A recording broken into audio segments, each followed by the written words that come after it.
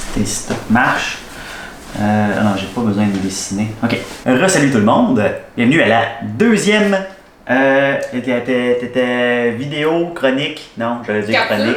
Capsule. Bonjour tout le monde. Bienvenue à la deuxième capsule de comment faire une bande dessinée. Dans ce cas-ci, mes techniques à moi, comme j'ai déjà dit dans l'autre vidéo. Inventez vos propres techniques. Vous pouvez vous inspirer de ce que moi je fais, mais sinon, c'est votre liberté. Là, on était rendu au dessin. Dans la dernière capsule, vous avez écrit votre propre scénario. Et puis maintenant, c'est le temps de dessiner. Bon, moi, j'utilise l'ordinateur uniquement. Ceci, ça s'appelle une Cintiq, une Wacom Cintiq.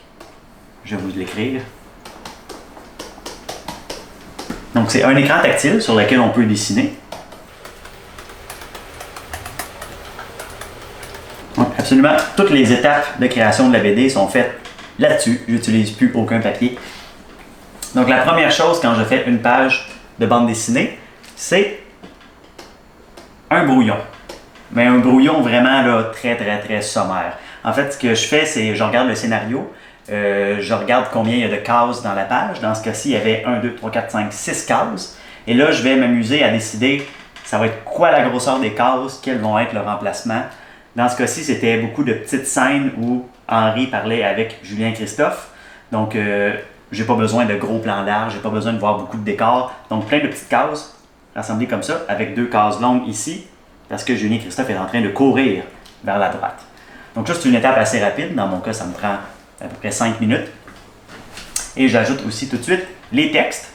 Les textes que je mets toujours au début pour être sûr d'avoir assez de place pour... assez de place dans la case pour le texte et les dessins. Tiens, je placerai même ce texte-là ici. Et là, après avoir fait ça, ce que je fais, c'est que je trace les cases de ma page comme ça et j'ajoute les premiers dessins.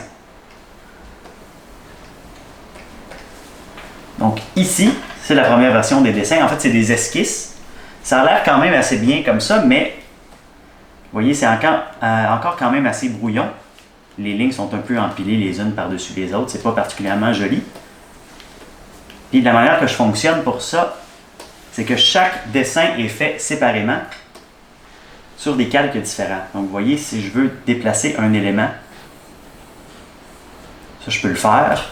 C'est l'étape en fait qui est assez agréable. Je m'amuse à dessiner tous les éléments de la page à part et ensuite je les colle dans la page. Et je les place un peu comme si c'était un casse-tête. Donc, vous voyez, je peux déplacer Julien Christophe, mais je peux aussi le rapetisser un peu. Je pourrais le tourner comme ça. Je pourrais le grossir vraiment beaucoup. Vous voyez ici, je fais ça avec tous mes éléments. Et une fois que tout est placé, là, je peux mettre les dessins au propre. Donc, pour mettre les dessins au propre, je fais une étape qu'on appelle l'ancrage.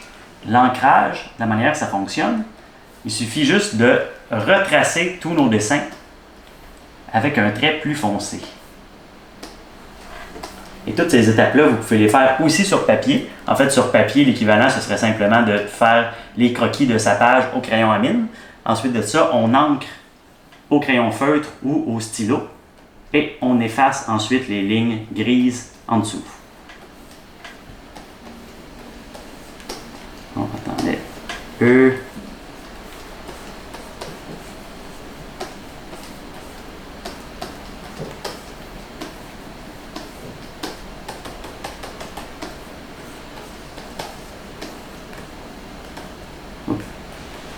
Donc voilà, un dessin ancré. Et à la toute fin, ça donne ceci.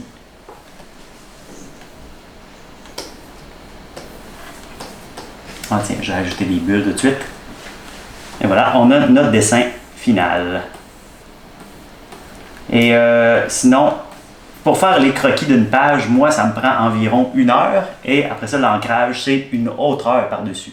Donc la couleur est même pas mise, puis il y a déjà 2 heures de travail. Je rappelle que faire la bande dessinée, c'est extrêmement long. C'est un travail de moine qui prend plusieurs semaines, plusieurs mois.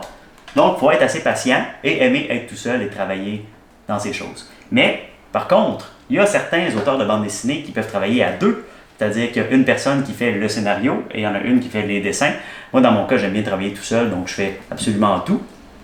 Mais oui, puis il y en a même des fois qui peuvent faire, on peut être 2 personnes sur les dessins, un qui va faire les dessins comme ça et un autre qui fait la couleur. Donc ça peut être un travail d'équipe, ça peut être un travail tout seul.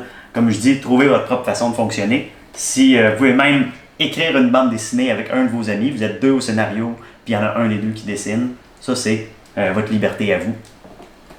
Et puis ensuite, quand le dessin est terminé, là on peut commencer la couleur. Mais la couleur, ça va être dans une autre vidéo d'ici quelques semaines. On ne sait pas encore, 2 semaines, on ne sait pas. On verra. Donc la couleur, je vais vous expliquer comment ça fonctionne dans une prochaine vidéo. Alors à bientôt tout le monde.